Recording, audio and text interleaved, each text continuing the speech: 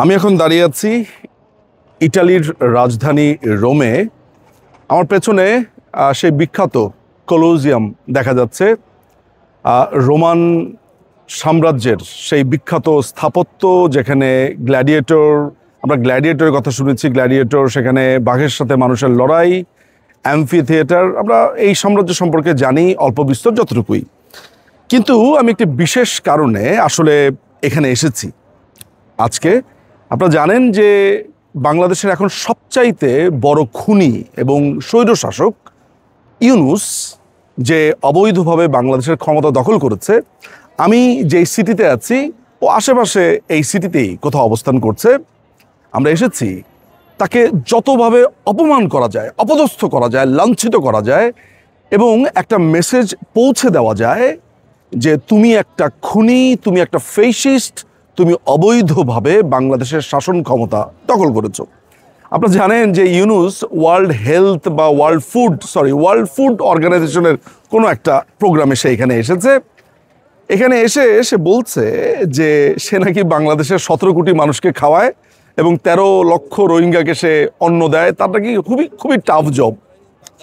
2 দিনের বৈরাগী ভাতকে বলে অন্ন।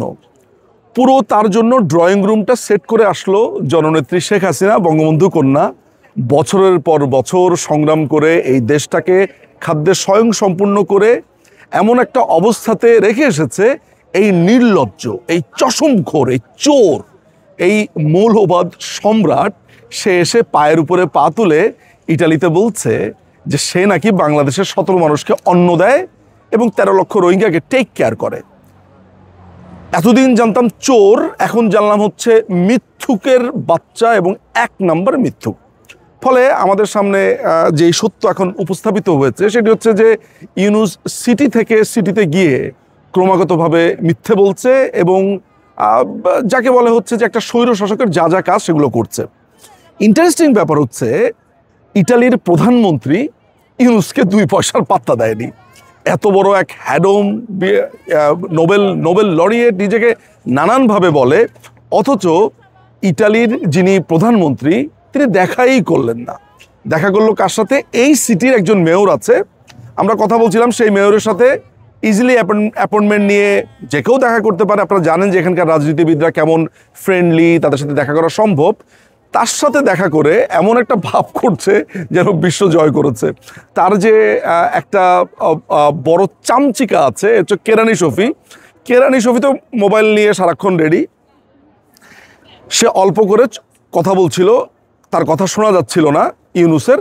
তখন ব্রাজিলের যিনি প্রেসিডেন্ট বা প্রধানমন্ত্রী তিনি শুনতে পাচ্ছিলেন না বলে তার সামনে একটু ঝুঁকে আসে, সাথে সাথে সে ছবি তুলে বলে একান্তে কথা বলছে। একান্তে কথা বলছে ইউনূস। অনেকটা বাংলাদেশের যে পাতি নেতাগুলো, দেখা গেছে যে নেতা পানি আনতে অর্ডার দিয়েছে, ওই আওয়াজের কারণে শোনা যাচ্ছিল না, তাই কান মুখের কাছে নিয়ে এসে বলছে তুই আমার জন্য একটু পানি নিয়ে আয় বা আমার জন্য একটু সিগারেট নিয়ে আয়। ওই সময়ের একটা ছবি তুলে যেরকম পাতি নেতা বলে একান্ত মুহূর্তে নেতার সাথে, ঠিক একইভাবে কেরানি শফিক ওই ইউনূসের কথা শুনতে পাচ্ছিল না বলে ওই ব্রাজিলিয়ান প্রেসিডেন্ট যখন একটু সামনে ঝুঁকে এসেছে, ওই ছবি তুলে বলছে একান্ত মুহূর্তে ব্রাজিলের প্রেসিডেন্টের সাথে। এই হচ্ছে ইউনূসের অবস্থা, এই হচ্ছে ইউনূসের এখনকার সিচুয়েশন। যাই হোক, শুধু এইটা বলার জন্য যে ইটালিতে চলে এসেছি। ইটালির যেই বাঙালিরা আছে, বাংলাদেশিরা আছে, তারা অলরেডি ইউনূসকে কালো পতাকা প্রদর্শন করেছে, 1 ঘন্টা আটকে রেখেছে এই পুরো এয়ারপোর্ট জুড়ে। আজকেও প্রতিবাদ হবে, প্রতিবাদ সভা হবে এবং ইউনূসকে যত রকমভাবে অপদস্থ করা যায়, অপমান করা যায়, তাকে জুতা প্রদর্শন করা যায়, তার প্রত্যেকটি করা হবে। অনেক ধন্যবাদ।